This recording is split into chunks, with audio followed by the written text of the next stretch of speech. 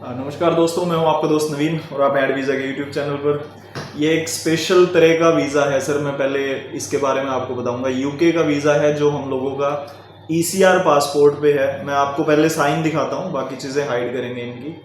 ये आप साइन देखिएगा सर, ये पंजाबी में इनके साइन है, तो पंजाबी में इनके साइन हुए पड़े हैं। और पासपोर्ट में आप देखोगे ईसीआर पीछे लिखा हुआ है, ईसीआर पासपोर्ट है, ये ऊपर आपको मिल जाएगा। पंजाबी में साइन है और फ्रेश पासपोर्ट है, अभी इसमें कोई वीज़ा नहीं है और यूके का वीज़ा भी है। ये चैलेंज के बाद हमारा आया है, तो ये हमारे पास जब आए थे तो इनके पास जो है वो स्टेटमेंट ज़्यादा बढ़िया नहीं थी। वो सारी चीज़ें हम डिस्कस करेंगे यहाँ पर, लेकिन ये बेसिकली उन लोगों के लिए मैं मोटिवेशन मानूंगा कि भाई जो लोग ये सोचते हैं कि ईसीआर पासपोर्ट पे पंजाबी साइन होने के बाद, फ्रेश पासपोर्ट होने के बाद, रिफ्यूज़ होने के बाद भी वीज़ा ना आए, तो ये भाई एक जीता जागता उदाहरण आप लोगों के पास है। इसलिए आप लोगों को मैं बोलता हूँ कि जब आप सब चीज़ें प्रॉपर करके चलोगे तो वीज़े आने के चांसेस सबसे ज़्यादा होते हैं। तो सर सबसे पहले तो आपको बहुत बहुत मुबारक हो सर। Thank you sir. और दूसरा, कैसी आपको एक्सपीरियंस रहा सर हम लोगों के साथ? एक्सपीरियंस तो बढ़िया रहा सर, क्योंकि जो यहाँ पर स्टाफ है वो पूरी हेल्प करता है और जितनी चीज़ें पूछते हैं टाइम पर वो सारी हेल्प होती है। सारा कुछ ट्रांसपेरेंट। हाँ जी, हाँ जी। कोई हिडन चार्जेस? कोई हिडन चार्जेस नहीं, जो बोला वही लिया। हाँ जी, हाँ जी, हाँ जी। और लिया भी बहुत थोड़ा सर। मतलब इतने में जो बाकी एजेंट्स लेते हैं ना उससे तो बहुत थोड़ा सर। बहुत क्या मतलब, ये मान लो कि अगर वो इतना माइनर है सर, माइनर है, मतलब आप ये मान के चलना कि भाई कुछ भी नहीं है उनके मुकाबले। दूसरा मैं ये कहूँगा भाई कि ये अपने आप बताएंगे सर, जहाँ भी पासपोर्ट लेके जाते होंगे क्या बोलते थे सर?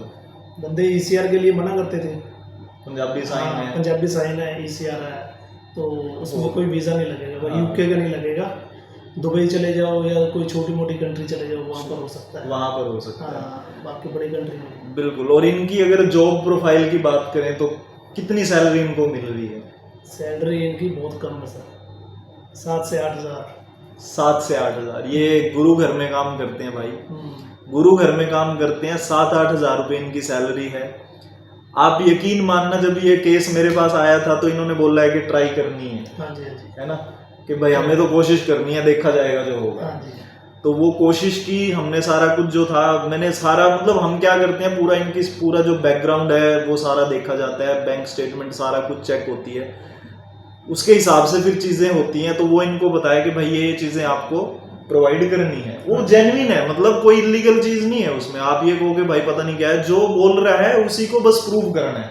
वो सारा इलीगल है सर, है ना, वो हर चीज़ उसमें लीगल है। आप ये कहो कि भाई 8 हज़ार की सैलरी में वीज़ा कैसे आ गया? अभी मैंने एक और आए थे, वो असम से आए थे, वीडियो पता नहीं आपने देखी है कि मैंने देखी सर। उनकी 8.5 हज़ार की सैलरी थी। तो भाई ऐसे ऐसे केसेस निकलते हैं।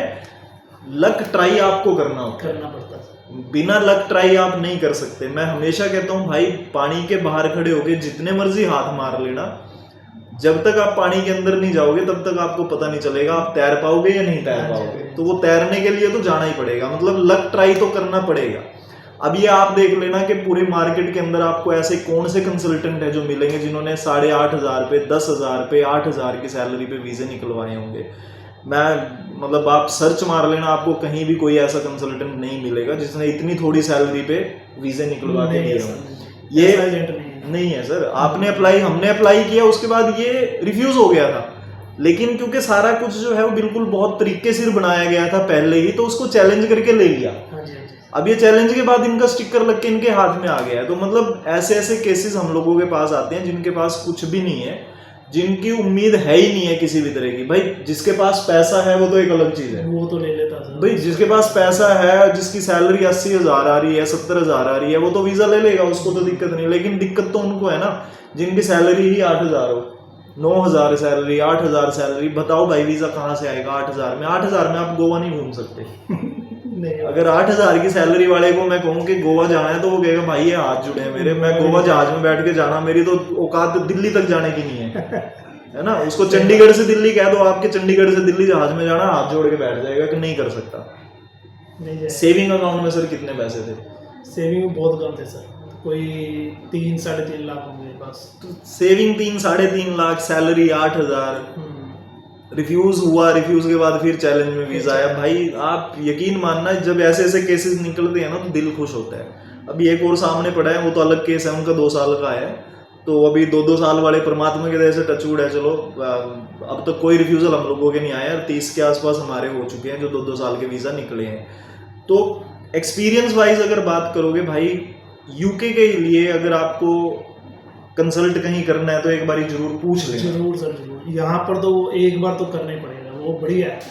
क्योंकि स्टाफ की हेल्प होगी और आपका जो तरीका है ना अप्लाई करने का, वो सबसे बढ़िया है।